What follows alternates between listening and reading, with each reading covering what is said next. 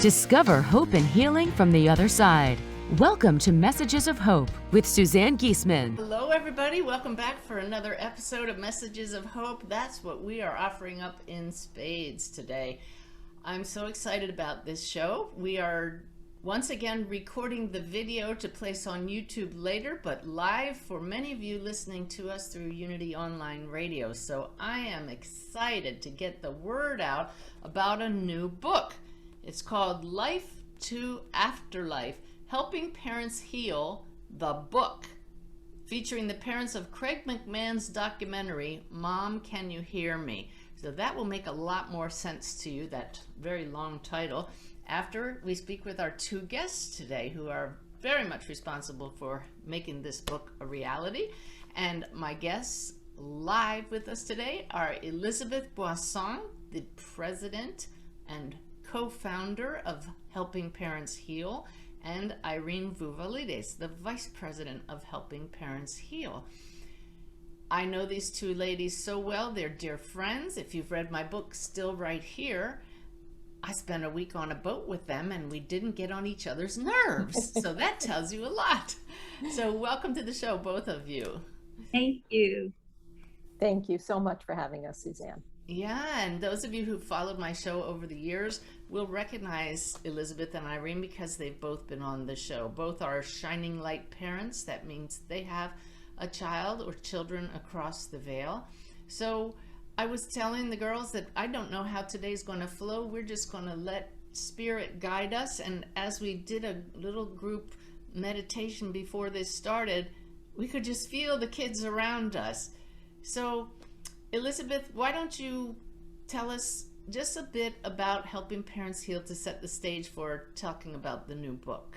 I would love to. And first of all, I'd just love to be able to explain the name because it does sound a little strange, but the Life to Afterlife part came from Craig McMahon's spirituality series, which is his, he has a bunch of different documentaries in that series, but Life to Afterlife, Mom, Can You Hear Me was the first one that he produced. And we were all very fortunate that he did. He chose members of Helping Parents Heal. And our group is a group of parents who have experienced the passing of a child and one or more children, actually. And he approached me to possibly do a documentary.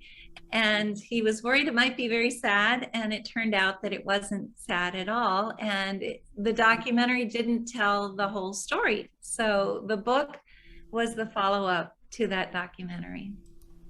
Okay, and we'll talk later about what parts of the story didn't tell and what are told in the book. Irene, how did you become involved with Helping Parents Heal? I was fortunate to find Helping Parents Heal within the first year after my daughter Carly passed.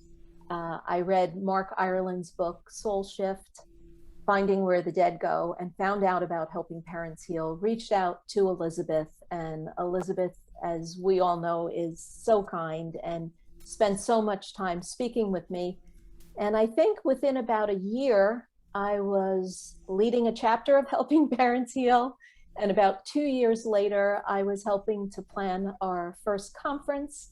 I became vice president of the organization, and I'm now a caring listener as well. We'll talk about caring listeners later. For those of you who are listening in, ooh, there's a dog. I know that dog. That would be Linus. Those of you who are listening who are not a shining light parent, I guarantee you will get a lot out of this show because the truths that are brought forth in the book, the lessons that it shares, apply to anybody who is dealing with the transition of a loved one. I do want to say that I was recently narrating my book, Still Right Here, for Audible. It's going to be out in a few months as an audiobook. And in there, we relived the time when I did a second reading for Irene, and I brought through her daughter, Carly. And in that, she showed that her mom was going to have a bigger role, stepping in front of people and leading groups, which was outside her comfort zone. And Irene, I kept wondering what Carly was getting at. And at the time, we thought it just meant you were going to be leading an affiliate group, and I waited and waited till the end of the book because I couldn't remember since I wrote it, and it never came up that bigger role is your vice president role now.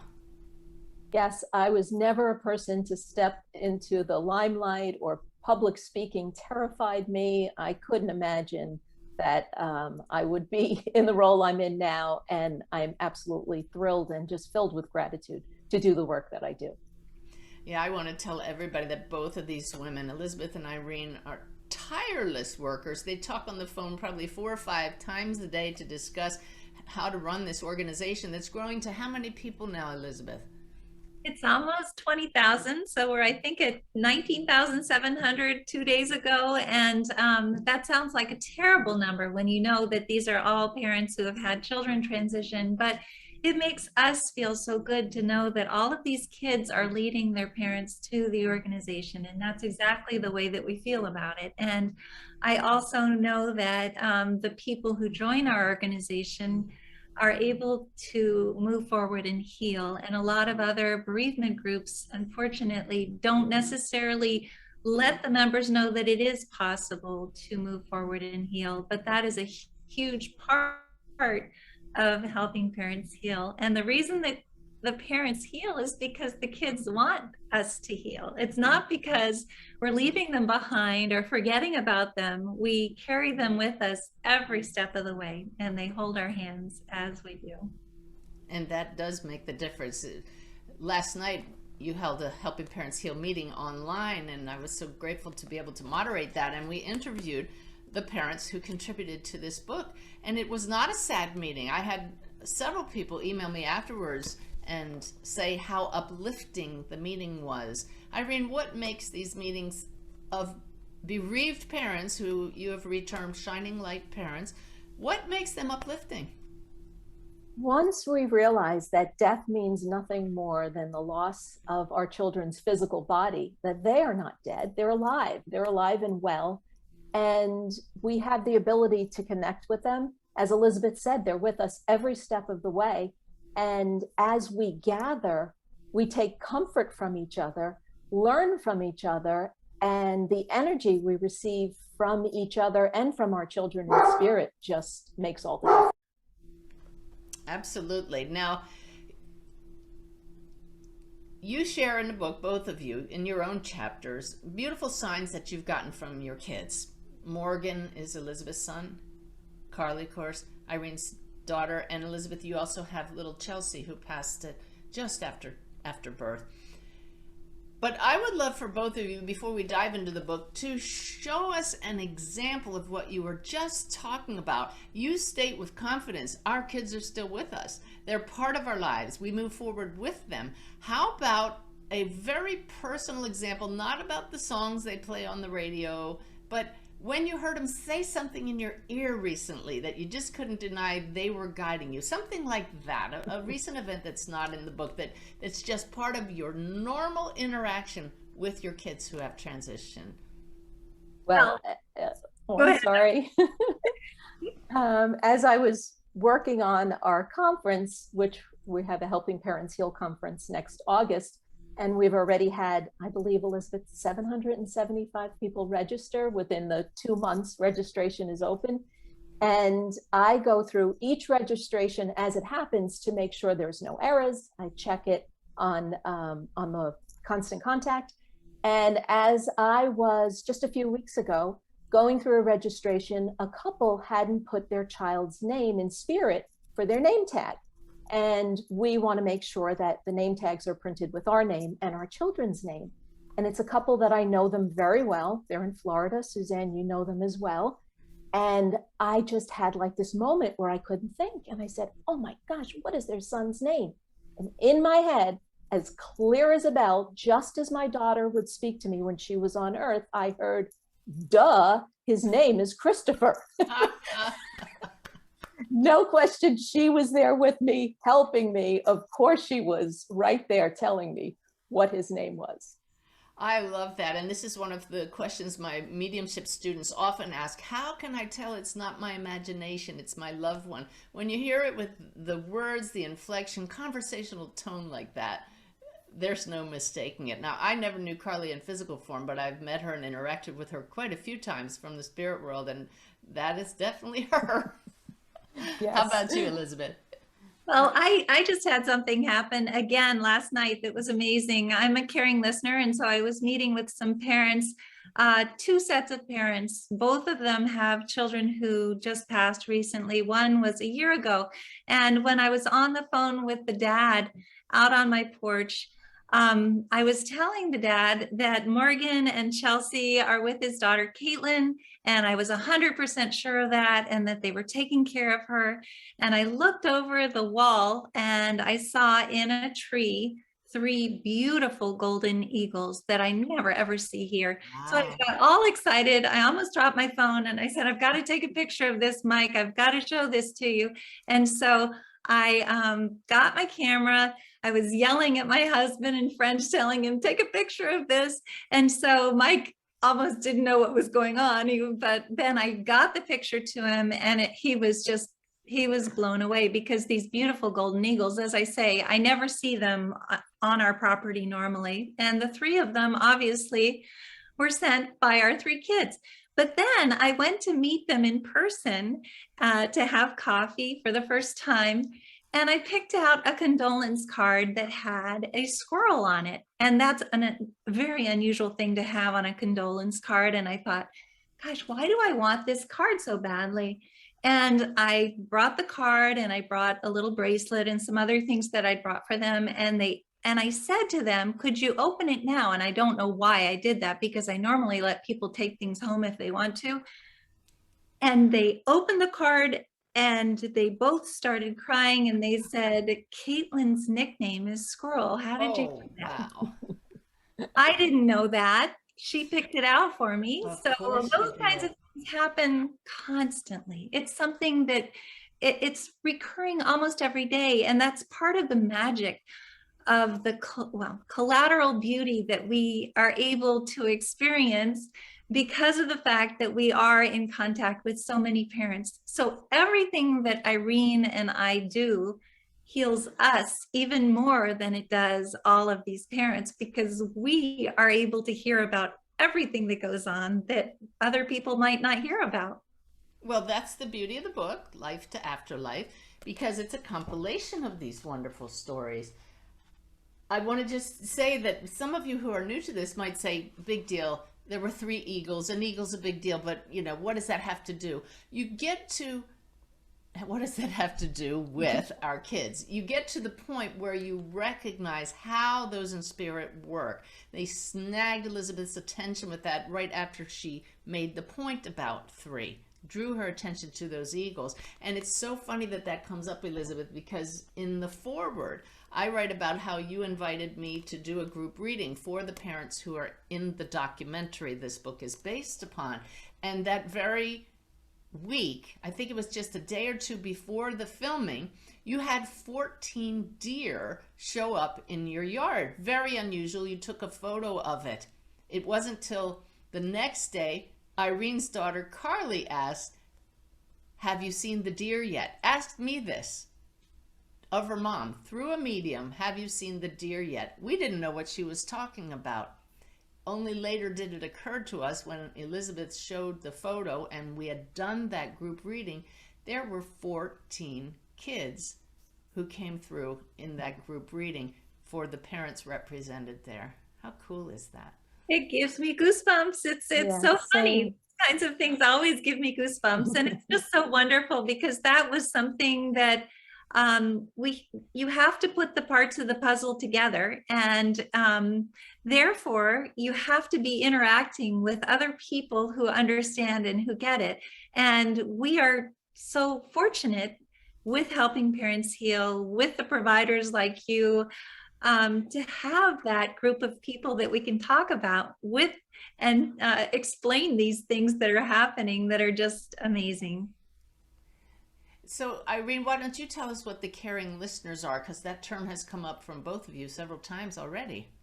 Yes, we're a group of, I believe, almost 30 parents, maybe a few more, who, as Elizabeth said, have been down this road a little bit further than others. and we can reach a hand back and help people who are possibly new to grief, and even some people that have been experiencing grief before.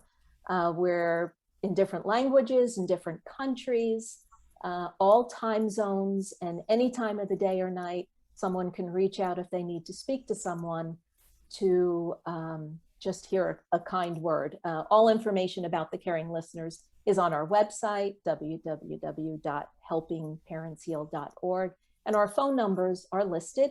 Also, we have told a little bit about ourselves, so possibly someone who's had a child pass by a cancer diagnosis might want to reach out to me.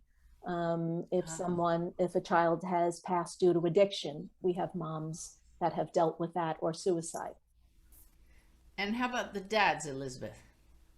Yes, we have a great dads group that's led by Mike Edwards. And I know, and this is something that we realized very early on, that dads grieve differently than moms do.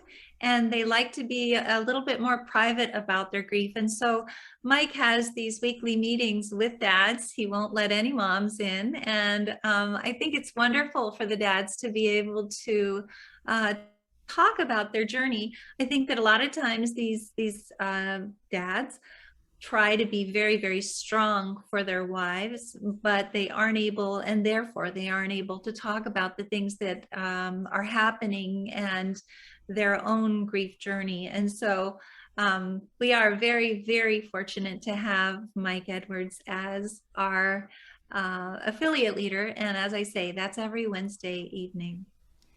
Every Wednesday. Wow. And how about men as caring listeners? Well, there are quite a few caring listeners who are men. Mike is not one of them, but he actually acts as a caring listener for a lot of the dads. But we do have quite a few dads who are caring listeners. And I would say that some of them are more spiritual than I am. It's amazing how sometimes in this community, there are some really evolved caring listeners that we absolutely adore. And you know, the criteria that's the most important is that the people who are caring listeners have been with Helping Parents Heal for a certain amount of time, so that they understand the way that we think. They are not professionals. They don't have any professional training. They're just parents, just like us, who have gone down that healing path, as Irene said, a little bit further than some, and who reach a hand back. Again, for them, this is something that heals them even more than it heals the person that they're helping. So people should never, ever feel badly about asking to speak to a caring listener.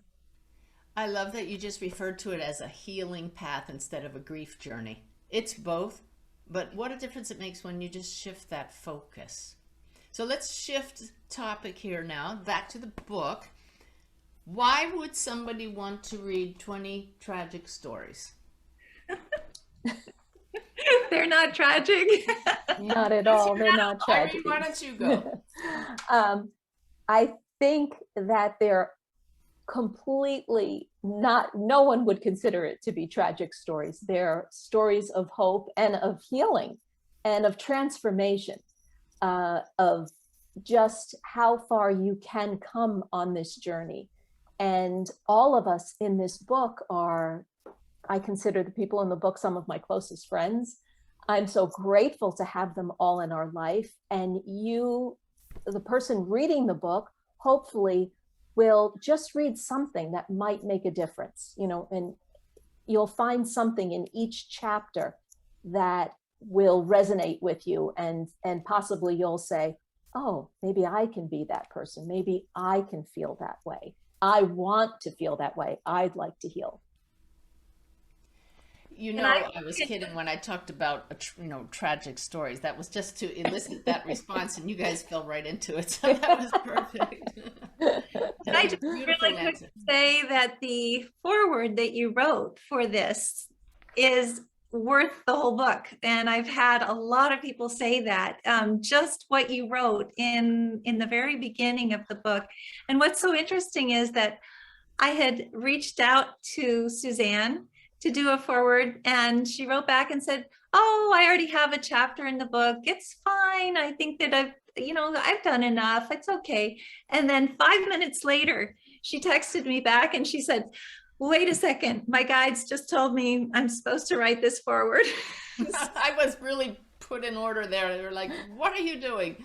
You're supposed to say yes. And I said, okay. And I guess I'm writing this. It's an amazing forward. And what's really nice is that it explains a missing piece of that documentary, because we all got back together and you gave validations to the parents at Lynn and Jeff Holohan's home. And that was just an amazing day. And so being able to have that in the book is so important. Well, I think it's very important that we start off the book with evidence of the kids. So that's what makes this journey so healing. Yeah. I believe every chapter in the book has evidence, doesn't it? Oh, definitely. Definitely. Lots of evidence. And, if I could just say, one of the things that really excites me about the book is that people come from all different backgrounds. They're not necessarily from the Afterlife community. There are several people who wrote chapters for the book, and I'm thinking of Nita and Glenn, as well as Leanne, who were actually very, in their own religion, they were almost opposed to believing this way. But the more that they learned, the more they realized that it resonated with them. And so being able to see that this is not a belief system. Nobody has to believe in any way to be able to know that we're connected with our children.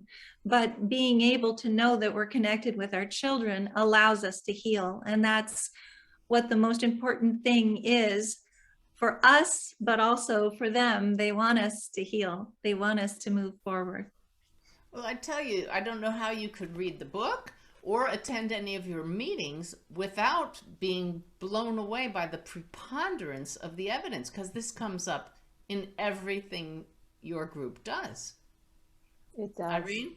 It does. And the book itself is evidence. When Elizabeth called me up and told me we were going to be writing a book, I was a little surprised, because we have so much that goes on in our daily life, moderating a Facebook group of almost 20,000 people, planning a conference. And when she told us what it was going to be and sent out an email, I sat quietly one night, and I have never done channeled writing in my life. I just sat at the computer, darkness, and the words just flowed. So I know that Carly was right there with me, helping me to write. And I believe all of the kids did that in the book. It wouldn't have been possible otherwise, because we decided this in July and it came out less than 2 months later. And that was including the forward from you and a forward from Maureen Hancock. Nobody does that. It's only because with how many authors? There were 21 authors, I believe, unless we have help from our kids, which we did. No doubt.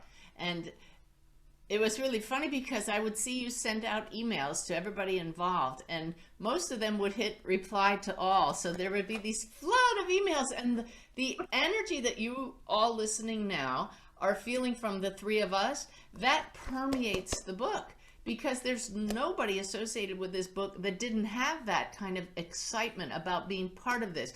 And there were no egos involved. It wasn't about, oh, I'm going to be in a book. It's, oh, I get to share my child's story to help others get to where I am now. Exactly. That just gave me goosebumps. Yes, that's exactly the way that we feel. And, one of the things about all of these people who are in the book is that many of them have also written their own books. Obviously, you've written so many incredibly healing books, but there are other parents who have already written their books. They've already done what they felt was necessary to be able to get the word out about their own child. But being a part of this was very important to them. And I think that what I was saying earlier about the fact that Craig did this documentary, and it was a fabulous documentary, but it was very long. It was 2.5 hours long. And he decided, it was a conscientious decision not to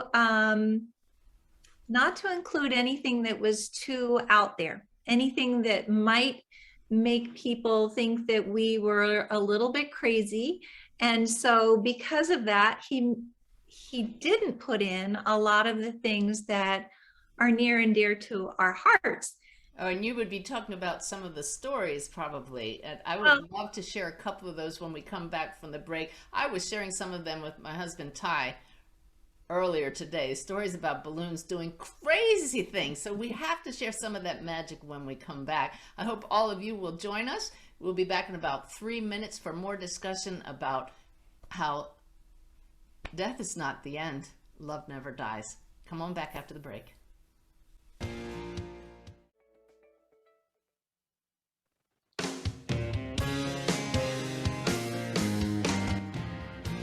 Welcome back. You're listening to Messages of Hope with Suzanne Giesemann.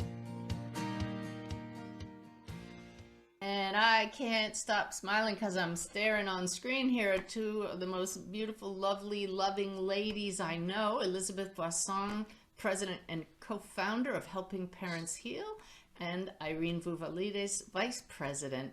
And we are talking about the new book, Life to Afterlife, all about helping parents heal parents' stories. So it's not so much about the organization, but each of the 20 parents who were, I believe it's 20, involved in the documentary by the same name. That documentary is still available, isn't it, Irene? Yes, it is. And I believe Craig has it on YouTube now, where anyone can watch it. You had to pay a fee to watch it, but it's free for everyone. And Elizabeth also has it posted on our website. Very good. I love this book. It's the kind that you can pick up and put down, and as we said in the first half of the show, it's not depressing. Every chapter has lessons for all of us. So I promised everybody when we came back from the break, you would share a magical story. How about the one from Laurie Savoy? That would be wonderful. I don't know if you want me to do it or want Irene to. I love that story so much. Do you want to tell that story? I think Irene wants to take care of Linus, so why don't you tell it, Elizabeth? So Laurie is someone that I absolutely adore. And it turned out that when we first met, we, for some reason, put our driver's license on the table in a cafe and figured out that we were born exactly the same day, exactly the same year. No way. Feels like a soul sister to me, but she's a medium and I'm not. So, but anyway, she's wonderful. When Garrett passed, her son passed, they had a service for him with a lot of her Canadian parents. And well, she had a whole bunch of people come from Canada for the service. And they were all around an island in a kitchen, and this red balloon came up and was rubbing all of them, going around all of them. And then one of her nieces said, "Oh my gosh, that's Garrett." And one of her nephews said, "Oh, don't say that. That's ridiculous. That's ridiculous." And he went over and sat down at a computer that was close by. The balloon went over to him and was kind of bumping him on his head on either side, and he was just brushing it off. And then the balloon, his arms were out straight, went up underneath one of his arms and popped up in his face.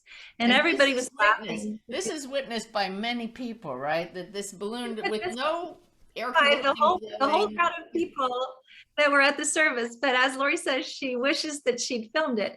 And so when it popped up in his face, he said, "Okay, if you're Garrett, go and get me a beer." And so this balloon actually went down the hall pretty far from where he was, made a beeline down the hall all the way back to where the kitchen, there's an extra refrigerator back there where all the beer is, and stuck against the refrigerator door. So finally, this nephew decided that he was going to open the refrigerator, get the beer and toast Garrett. So that's just such a fun story. And we have so many of them in the book. It's an astounding story, and it's the kind of thing that years ago when I was still wearing a Navy uniform, I would have said, that is ridiculous. But you have witnesses, and we now know how spirit sometimes just pulls out the stops to get our attention. Look at the timing right after his service. It's just phenomenal. Irene, do you have a favorite story? Or one just jumps out at you, one of those magical, no other explanation stories? Well, my story with you, when I had the reading with you on New Year's Eve 2000, I believe it was 14. And the magic that happened during that reading just absolutely proved to me that Carly was right there. She was sitting on the couch with me. She was with me, talking to me through you. And that was one of my major shifts in my grief journey. And thank you for sharing that one. I didn't mean for you to talk about that, but it is one of the most healing things that somebody new on this journey can do, is have a reading with an evidential medium. I've never asked this question, but it occurs to me now. Is there anybody in the book, do you know, that has not consulted a medium? I don't believe so. I think everyone has. Don't you think, Elizabeth? I think everyone has. And, you know, I think that even if they haven't had a real reading with a medium, I can think of one person, they've had a lot of experiences in our group readings where they have had their child come through. And so, or their child or children come through, which is really a wonderful thing about helping parents heal, because you don't have to pay someone to have a reading. You can also go to these meetings and possibly have your child come through if they're very anxious to talk to you during the meeting. Yeah, those are wonderful. And that's what I love about your meetings. They're not all about mediumship. And I'd like you to talk in a couple minutes about what else goes on at your meetings. But you certainly encourage people to investigate mediumship. I love that the men's group of Helping Parents Heal invited me to be a speaker one night, and I did it by Zoom. And knowing these would be a bunch of left brain men, most of them, and I know that's a stereotype, but stereotypes are stereotypes for a reason. I poured on the photos of me in my military uniform and with the president and with the chairman. I mean, I just flooded them with it at first to kind of get those defenses down. And I heard from several of them afterwards that they were kind of on the fence about mediumship, but it's this kind of thing that opens the door to belief. And once you start paying attention, that's when all of this really takes on a whole new level of understanding and importance to you. So sorry to be doing a lot of talking. I love to have my guests do most of the talking, but Irene, why don't you tell us some of the other things that go on at the meetings that are so helpful? Sure. We like to get as many people as possible on a healing journey to help our parents. David Kessler has spoken. He is a grief expert. We have had sound healers. We have had energy healers. We've also had a lot of people talk about their near-death experiences and how that has changed them.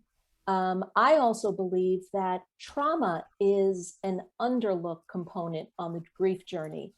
And we have had therapists, psychotherapists, psychologists talk about methods of healing with trauma work specifically, EMDR work, repair and reattachment therapy. There are lots of modalities, because I believe that until we deal with that trauma and heal from the trauma, the whole soul, the psyche, won't be completely healed.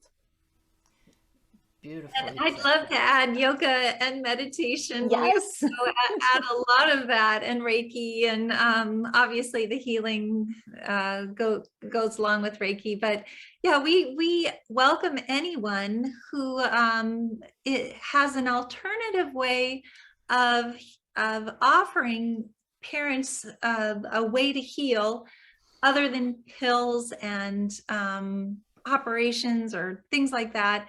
What we're trying to do is to allow our parents to heal in a gentle way, in a way that actually will be durable, because if you're taking pills and you're maybe self-medicating. It's not going to last forever. And unfortunately, that's the way that a lot of people deal with this, at least in the very beginning.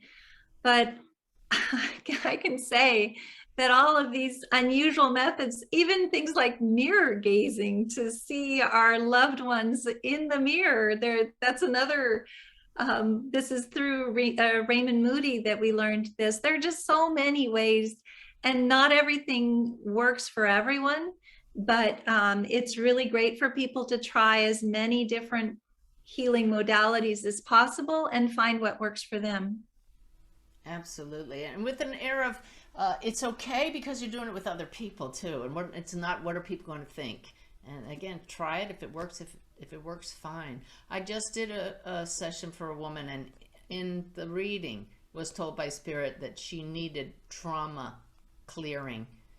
And I can definitely remember many readings where the child in Spirit, or a parent, a spouse who had passed, would say, they're on medication. You won't need it now that you know I'm here. So tell me about the conference. I was at the first one, spoke at the first one, attended as a Shining Light parent with my husband, Ty. And Ty mentioned walking in the ballroom of 500, quote, bereaved parents Saturday night. Anybody who didn't know that that was a group of bereaved parents would never have believed that's what that conference was. There was a sense of joy. It was a celebration. Tell us about that energy and why we call them Shining Light parents. Oh my, well, I had attended a few conferences on my journey, and I had mentioned to Elizabeth back in 2017, well, why don't we have a conference? And she very nicely said, do you have any idea what goes on in planning a conference? So I said, well, how hard could that be? I'm a retired dental hygienist. I'm sure I could figure it out. And it was easy. Elizabeth and I, along with some other parents, because our children helped us, and we wanted to create a space to celebrate our children. That's what we want to do. And we want to help parents connect with their children and know that their children are with them always. We will have, of course, you'll be doing the keynote speech to open the conference. We're very excited about that. Because you're having another one next year. Yes, yes, I'm sorry. Yes, we're having a conference in Phoenix, Scottsdale, August 18th to the 21st, 2022.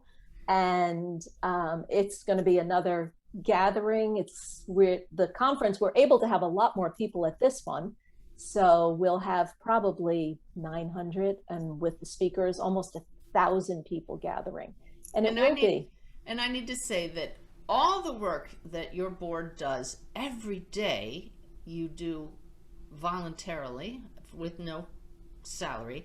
The conference fee, while it may initially shock some people who don't usually go to conferences just because it's a few $100s, I believe, covers the hotel rental, multiple meals. It is the most reasonable conference fee I've ever seen.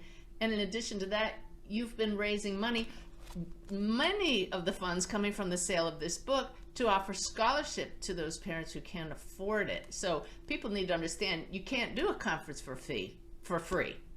And yet you do it reasonably because nobody's making any money off it. This is the whole foundation of this organization. It's not about money, it's about the healing. And I had a woman come up to me after a recent workshop. She said, I was kind of on the fence about the conference, but I'm going now. She met up with several other Shining Light parents at my workshop, and people are excited. Oh, we hope so. And you're right. I think that it's important to remind people that this book was created to be able to have money for scholarships for parents, because every penny goes back to helping parents heal. But it is a very reasonable price, and Irene and I work so hard to make sure that we have a lot of people donating things as well, which is wonderful. all of our speakers donate their time. All of the presenters come and they do this out of the goodness of their hearts, which is just so wonderful for us. We have a great lineup of speakers and workshops. It's wow.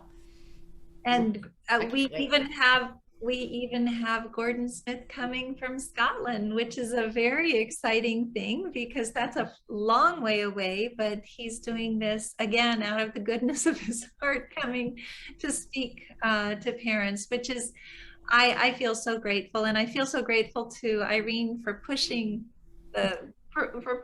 this idea of having a conference, because the first one was awesome. This one is going to be even more incredible. The hotel that we're going to be having it at is more like a resort, and it's out on a golf course, and it has a lazy river, and it's just beautiful. So I think that kind of self-care for those who have been through trauma or still going through it is part of the healing process. So it's beautiful. So let's get back to the book then, because I'm so glad you made that point about how every penny of it goes for scholarships for the conference. And I'm sure after the conference is over, any money will go for future conferences or for running the organization. But what kind of feedback have you got from those who are in the book about the writing process or about how people are receiving it? Go ahead, Elizabeth. Oh, okay. Well, I can say that the people who are a part of the book feel so incredibly grateful to be able to be a part of a whole, because for us, when I just have to quickly find this picture of all of the kids who are together. For us, when we do something together like this, we know that our kids are all together as well. They are all joined together just as they are in this picture. And of course, those of you listening on the radio can't see it, but it's a beautiful collage that Elizabeth put together with photos of all the kids who are in the book. And that they're all working together.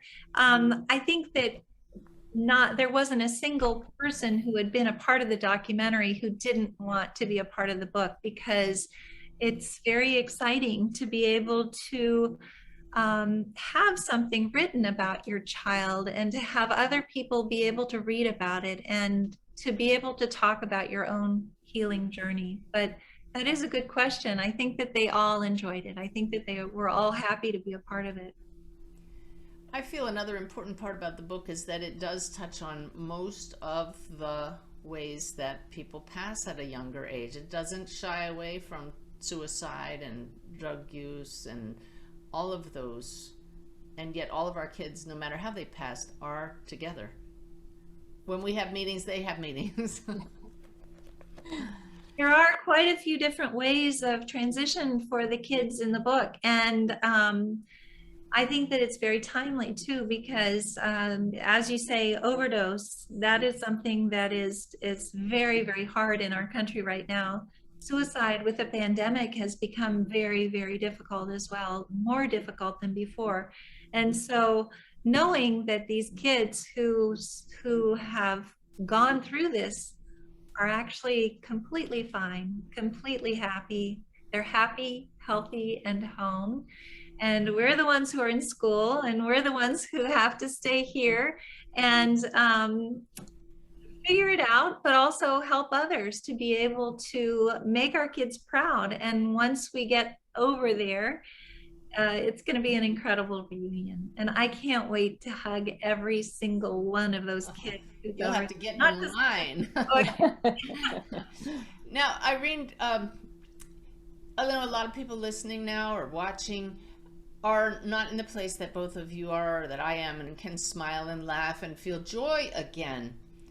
There's a wonderful part in one chapter where one of the moms, and I'm sorry I can't remember who it is right now, was saying that in the midst of dealing with this grief from her son's passing, she lost her home, she lost her job, everything just fell in, and yet she made it through. I bet there are many people listening and watching right now who just want to join their loved one across the veil, whether it's a child or a parent or a grandparent, a sibling, whoever it is, a spouse. What do you have to say to them when the world just comes crushing in? Suzanne, it's so difficult when you are in the depth, and I call it the rabbit hole of grief, and you just don't know what to do. And I know I found myself in that place after Carly passed. And I'm just so grateful that I chose to do the work and to read the books and to listen to the podcasts and the videos that are out there, all of the resources. And Elizabeth has put so many wonderful resources together on our website that even if you haven't had a child pass, any loved one that's passed, you can, visit our website and find them. We have 300 of our meetings that are on our YouTube channel, and you can listen to the different speakers. But I know myself, I did not want to stay on this earth. I wanted to be with Carly. That's all I wanted. And I just said over and over, my husband, Tony, can't be twice widowed. And slowly I found my way. And I'm so grateful that I'm here and doing what I'm supposed to do. I feel my life has meaning like it's never had before. And I'm just so grateful to be that voice for those that aren't there yet and to let them know it will be okay. And that's where the term shining light parent takes a turn. At first, the person across the veil, in this case a child, is the shining light that keeps you moving forward. And then they become, like you two, shining lights for those who are in the depths of darkness, who are still here. So it is a journey, a transformation that you go through. And would either one of you address how at the beginning of this journey you just can't imagine smiling again? I know I couldn't, and I smile all the time now. This is true. I didn't think I would ever smile again. And I remember the first time I laughed, probably close to a year after Carly's passing. And I caught myself laughing and I started to cry. And then I realized, no, you don't have to cry anymore. Yeah. Elizabeth, how about talking about those who think it's doing a disservice to their loved one by being happy again? Well, I can just say from my own experience that what I felt from Morgan when he transitioned and he hugged me, I knew that he was with me. I knew that. Would you explain to everybody who hasn't read your chapter in Life to Afterlife what you mean by he hugged you after he transitioned? That's a good question. Yes.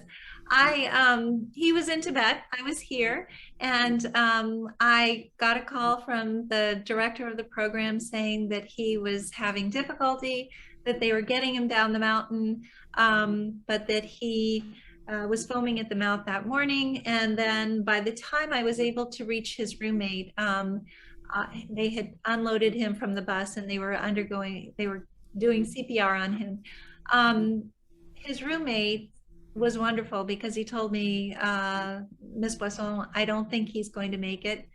I am so grateful that he did that because I immediately said, Colin, put the phone up to Morgan's ear. And I told him that we were proud of him, that we loved him, and not to be afraid. And I don't know how I found it in me to tell him that, but I immediately felt him hug me. It was just one of the most incredible hugs. And I knew that he was with me. And my quest, which was a little different from Irene's in the very beginning, was to find other parents who had experienced this, because I knew that it was true. I knew that our kids are still right here.